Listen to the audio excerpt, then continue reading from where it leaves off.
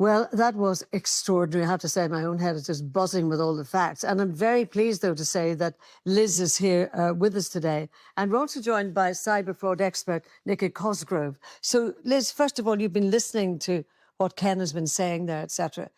Now that you look back on everything, do you find it really hard to believe that all of that happened because of one app? Very. It just blew my mind that all that was happening. I knew that something was going on with my phone, but wasn't sure what. And then obviously when it all happened, I couldn't speak to anybody without crying. I was angry that the fact that that has happened. But it was the emotional aspect of it all for quite a while afterwards as well. It wasn't just, for a couple of days or whatever. It was for, even now sometimes talking about it will bring all the emotion back up. Of course, you can't forget that anguish that quickly. But at this point, actually, Liz knows that we've shared all of Ken's findings with her bank, which is a Revolut. And it told us that in light of that insight, it can now see that criminals compromised her phone to commit account takeover fraud. And in recognition of this, and this is the lovely part, Revolut has reimbursed Liz in full, along with a £500 gesture of goodwill. Tell me honestly how you felt when you heard that news. Well, I can't say how I felt because it was mind-blowing. I mean, I honestly thought that I'd lost it completely. And to be given that phone call, I was lost for words. I was just so ecstatic.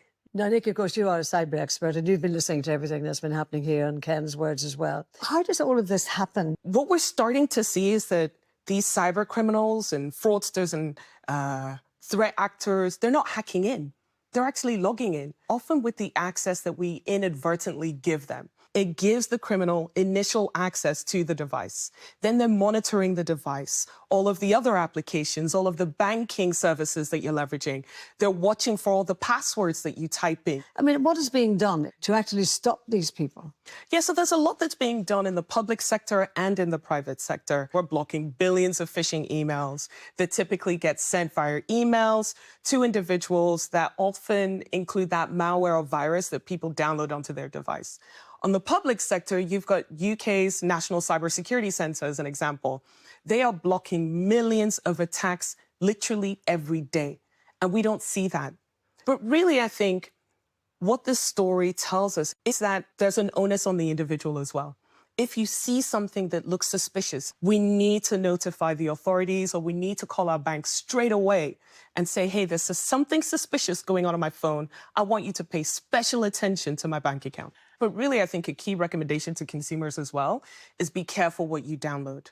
For any application, go to the official app store, download legitimate applications, make sure your devices are up to date as well as much as possible. So, Liz, you've been listening to all of that advice very, very carefully. How do you feel about it all now? I feel grateful to rip off, obviously. It was a good ending. It might not have been.